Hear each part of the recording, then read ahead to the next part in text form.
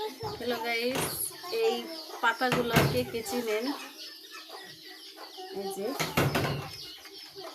এই পাতাগুলো ধরনের শাক, এগুলো আমরা মাছ দিয়ে রান্না করে খাই।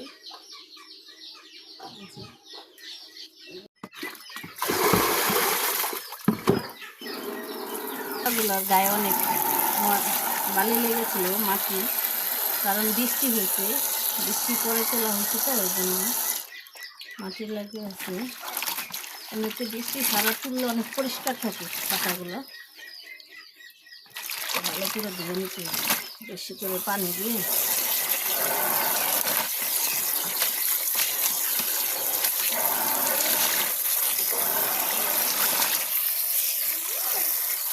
ভালো করে দিতে হবে।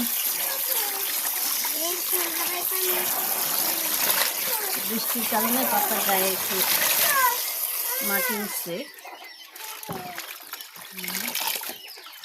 আমি অনেকটু করে ধোয়া দিতেছি, আচ্ছা এটা ময়লা না থাকে। এই যে মাছ,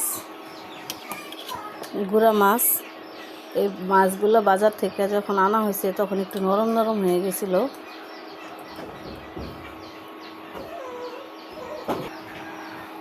তো আমরা এই জায়গার গ্রামের মানুষগুলো যখন মাছ একটু নরম নরম হয়ে যায়, অনেক সময় পুকুর বিলে থেকে মাছ ধরি বা জাল পাতি, তখন মাছ নরম হয়ে গেলে তখন আমরা এই পাতাগুলো দিয়ে সুন্দর করে ভাজি। এই পাতাগুলো দিলে যে নরম মাছের যে একটা গন্ধ সেটা থাকে না, আর এই পাতাটা অনেক পুষ্টিকর।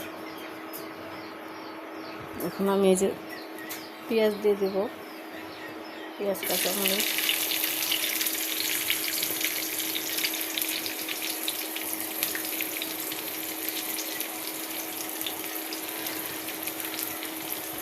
আমি আগে এই পাতাটা খেতে পারতাম না। এই পাতার নাম হলো পিপল পাতা। যারা দেশ গ্রামে আছেন বা বাস করেন তারা অনেকেই এই পাতা চিনেন। আমি আগে জানতাম না।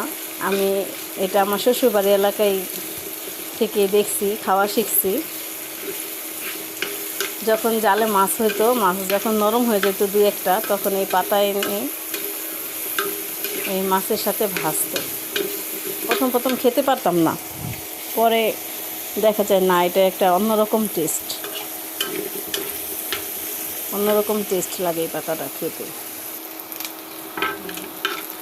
এখন আমি এর মধ্যে আদা বাটা দিয়ে দিব। আদা বাটা দেওয়ার পরে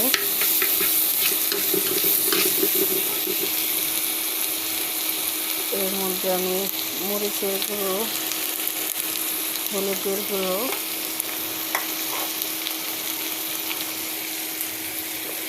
আর দইনা গুঁড়ো দিব। এই মাছটা রান্না করতে, আপনার পিপল পাতাটা এভাবে রান্না করতে একটু কাঁচামরিচটা বেশি লাগে, একটু ঝাল ঝাল হলে ভালো হয়, আমার কাছে ভালো লাগে।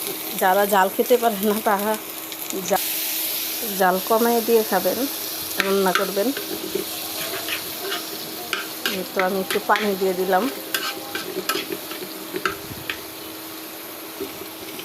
এখন এর মধ্যে যে নরম হওয়া মাছগুলো দিব।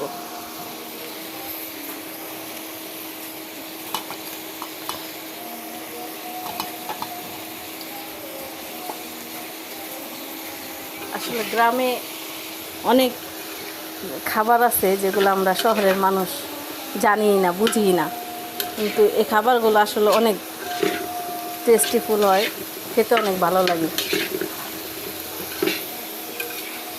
দেখুন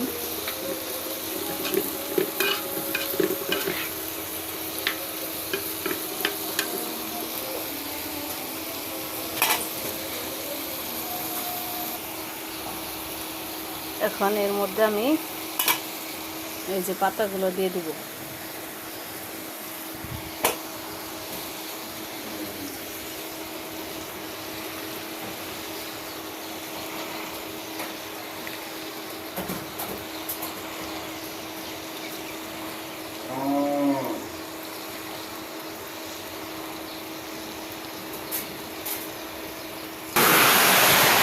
এই যে পিপল পাতা আর মাছ, আপনার এই দুইটার মিশ্রণে এমন একটা সুন্দর স্মেল বেরোইতেছে যে নষ্ট মাছের কোনো গন্ধই নেই। আপনারা তো বুঝতেছেন না, আমি বুঝতে পারতেছি। আর প্রচুর বৃষ্টি হইতেছে এই জায়গায়, এই যে এখন এইমাত্র বৃষ্টি শুরু হয়েছে।